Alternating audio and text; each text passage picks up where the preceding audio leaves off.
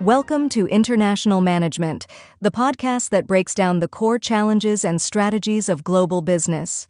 Based on Orlando Casabon's scripts for his international management class, each episode offers practical insights, clear strategies, real-world examples, and expert guidance to help you navigate complex global landscapes. For additional resources, visit casabon.com. Now, let's dive into the essentials of international management.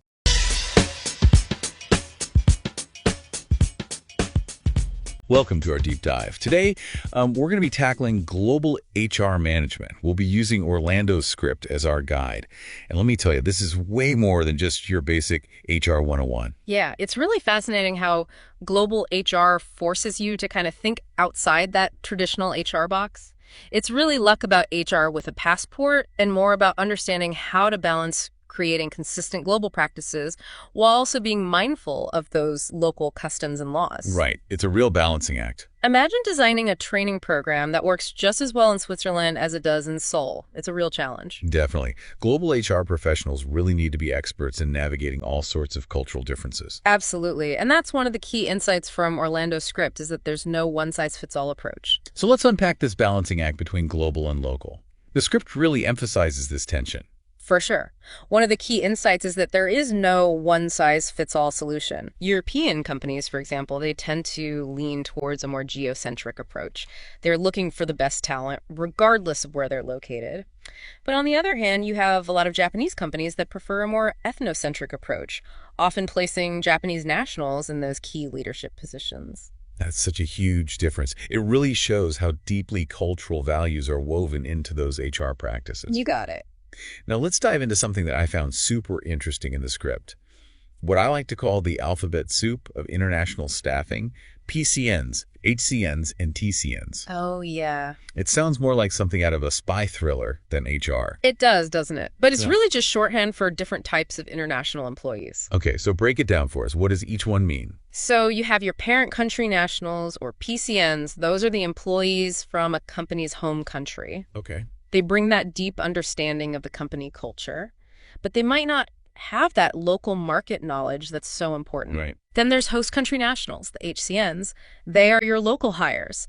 They have those invaluable cultural insights, and they're often more cost-effective. Yeah, it's like having a built-in cultural guide. Exactly. And then you have the wild card, third country nationals, or TCNs. Right. TCNs bring a unique global perspective, often having worked in multiple countries. Oh, that's interesting. And they're often sought out for more specialized roles or when you need a fresh outside perspective. So deciding who to hire becomes a real strategic puzzle. It's not just about filling a position.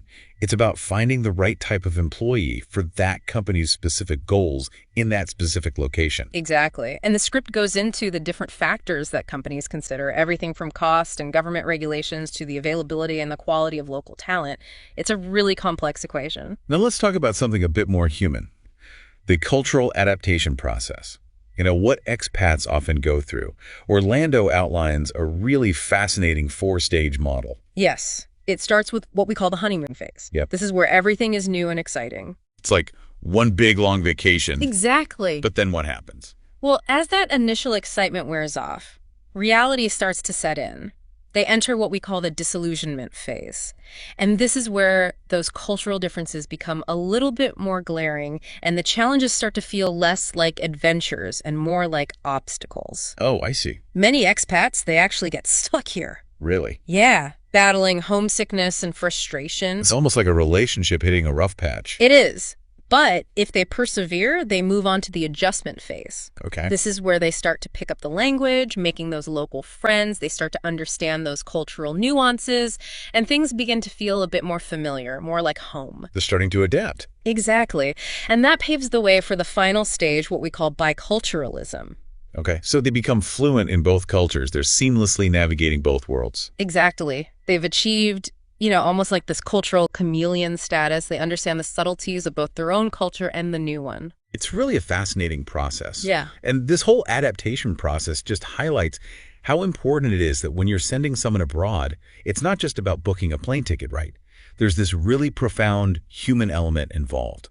And companies really need to think about providing the right support to ensure that smooth transition. For sure. The script really emphasizes the importance of setting realistic expectations and providing really comprehensive cultural training. Without that, companies risk losing valuable employees and ultimately jeopardizing their international endeavors. Absolutely.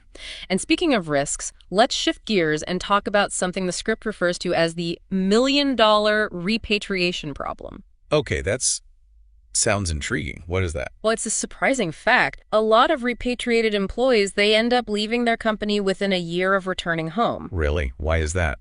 Well, it might seem counterintuitive, but it makes sense when you think about it. I mean, they've changed, Yeah. their perspectives have broadened, their skills have evolved, and their old jobs might feel, well, a bit underwhelming. It's almost like reverse culture shock, but in their own country. Exactly. And what are the costs of that? Well, the costs of this failed repatriation are huge. I mean, both financially and in terms of lost talent and expertise. I mean, companies pour so many resources into developing these expats only to see them walk out the door when they come back. So how can companies prevent this? What can they do to ensure a smooth reentry? Well, the script stresses the importance of providing ongoing support, both during the assignment and upon repatriation. Okay. Things like mentorship programs, career counseling, even help with practical matters like, finding housing or schools. These things can make a huge difference. Right, so it's about recognizing that coming home can be just as challenging as going abroad. Exactly. And most importantly, companies need to leverage that incredible international expertise that these returning employees bring back. They've gained so much. They have. They've gained so much valuable knowledge and skills that can be applied to new projects, to drive innovation, and even to mentor those future international hires. But doesn't the script mention that there can be a problem there? Yeah.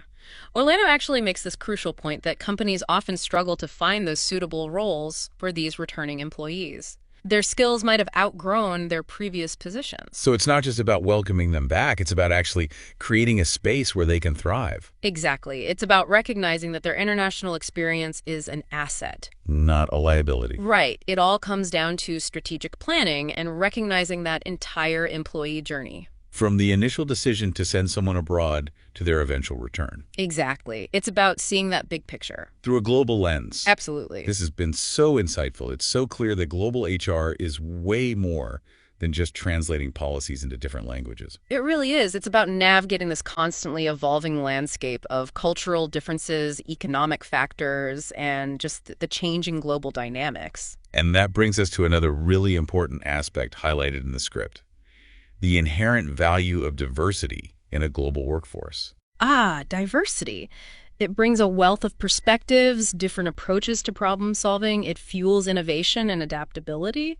It's like having a team of puzzle solvers, each one bringing a unique piece to complete that bigger picture. Exactly. But managing this diversity effectively is the challenge. Right. It requires understanding and valuing those differences, creating an inclusive work environment, and making sure there's fair treatment for everyone, regardless of their background. This really underscores how crucial effective global HR management is. It's really the bridge that connects individuals from all these different backgrounds to create a cohesive and successful global team. Absolutely. It's about recognizing that people are at the heart of any global organization and that their diverse perspectives and experiences are truly the key to unlocking global success. This deep dive has already been an incredible journey. I'm really eager to see what other insights Orlando's script has for us. Oh, there's so much more to explore. We've just scratched the surface of this fascinating world of global HR. Stay tuned as we continue to uncover the intricacies of managing that global workforce with all its challenges and rewards. Yeah, this is just the beginning. Yeah. Welcome back to our deep dive into global HR. Before the break, we were talking about how valuable diversity is in a global workforce, but how it also presents some unique challenges. Yeah, definitely. Especially when you start thinking about things like compensation. How do you ensure people are being paid fairly when your employees are all over the world? It's a tough one. I mean, everyone is dealing with different costs of living and different cultural expectations about money. Right. So how do you even begin to tackle that? Well, the script lays out a few approaches that companies use. One that really stuck with me was the balance sheet approach. Okay, what is that? So the balance sheet approach tries to ensure that expats maintain a similar standard of living in their new location as they had back home. It's not just about converting salaries based on exchange rates. So it's not as simple as plugging numbers into a currency converter. No, not at all. It's way more nuanced than that. You have to look at the whole picture. So what other factors are they considering? Well, they look at everything.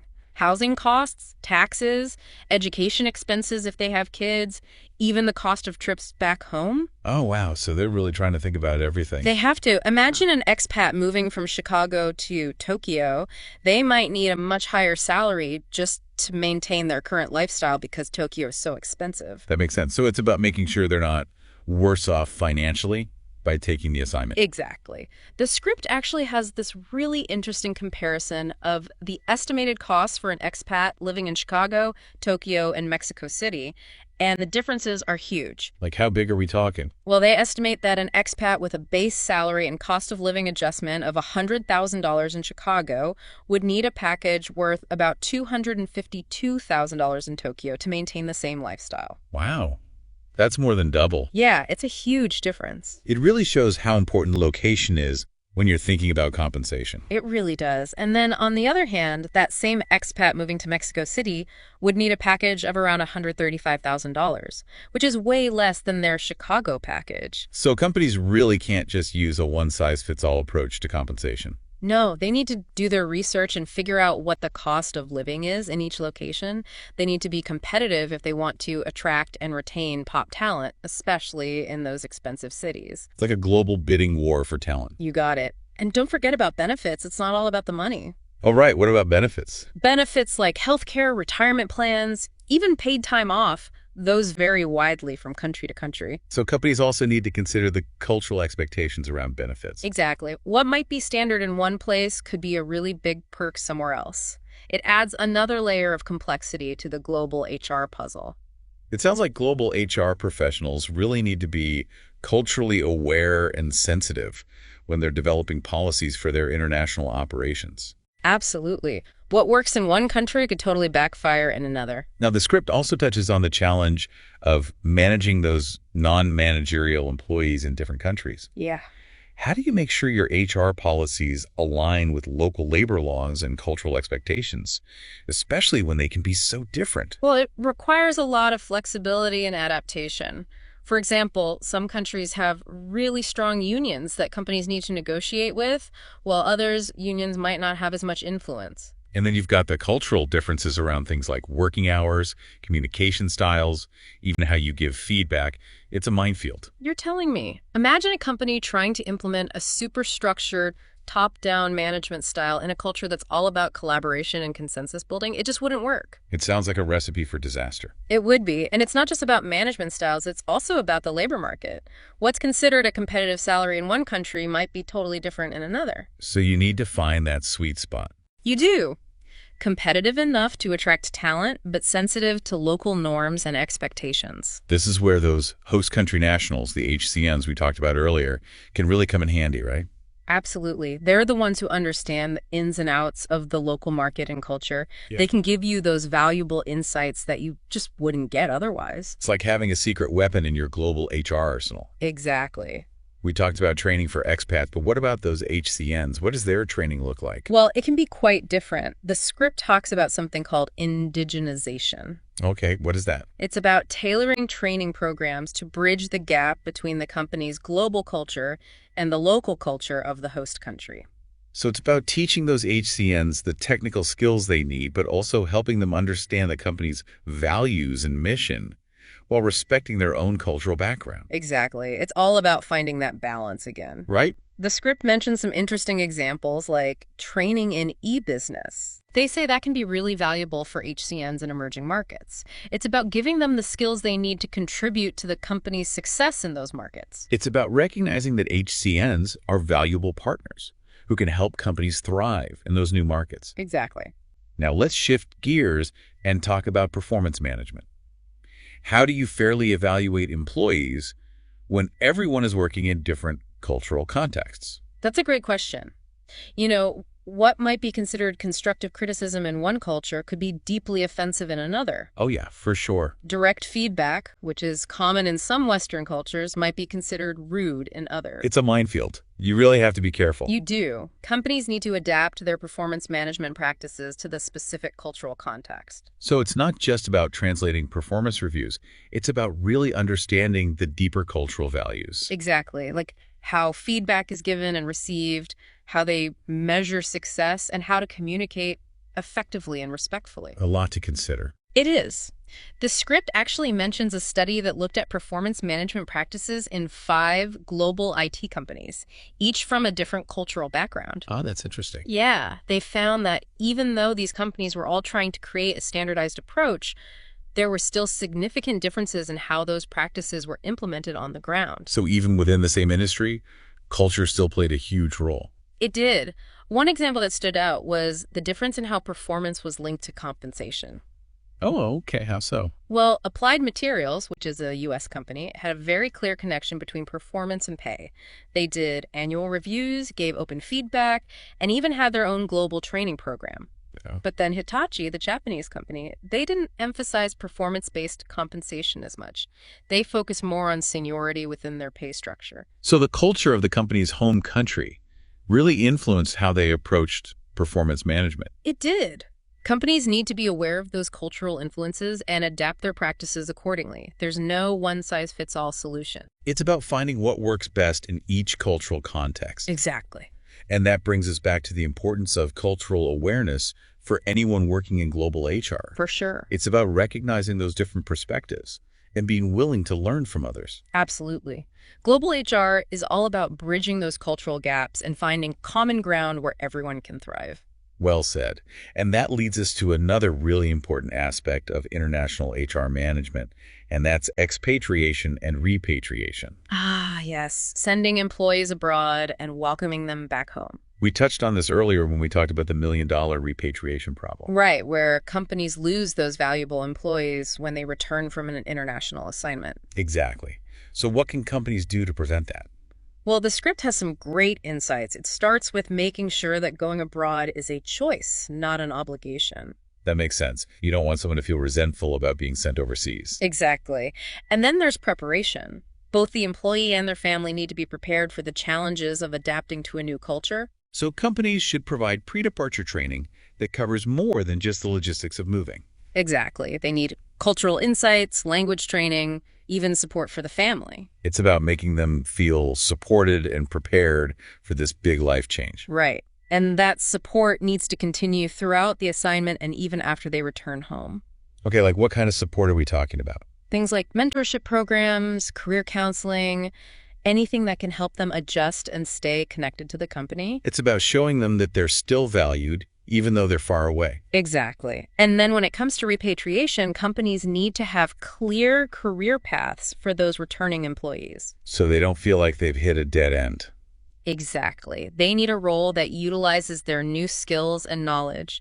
Otherwise, they'll go to a competitor who will appreciate their international experience. It's about seeing that entire journey from departure to return as a strategic investment. Exactly. Now let's go back to the cultural adaptation process. Can you remind us of that 4-stage model? Sure. So it starts with the honeymoon phase, where everything is exciting and new. It's like a permanent vacation. Right. But as with all honeymoons, that feeling eventually fades, and they enter the disillusionment phase. That's when reality hits. Exactly. The cultural differences become more apparent, and they might start to feel homesick. And this is where some people get stuck. They do, especially if they don't have enough support. It's important to recognize the signs of disillusionment and provide the right resources. Be proactive. Exactly. And if they get through that phase, they move on to the adjustment phase.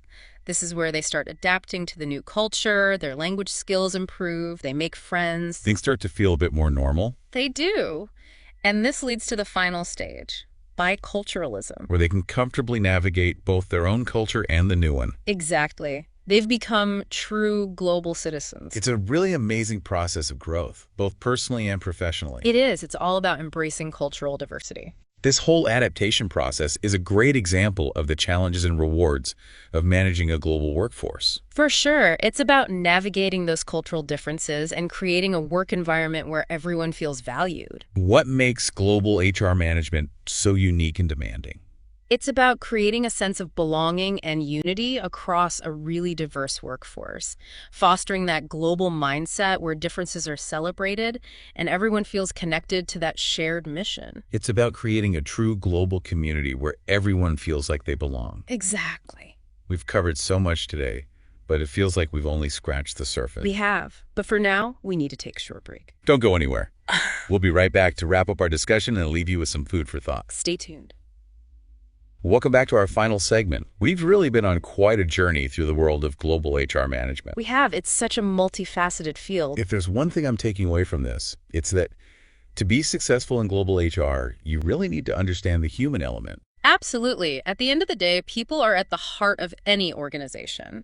Right, and those people come from such diverse backgrounds and perspectives. Exactly. It's about fostering an environment where everyone feels valued, respected, and empowered to do their best.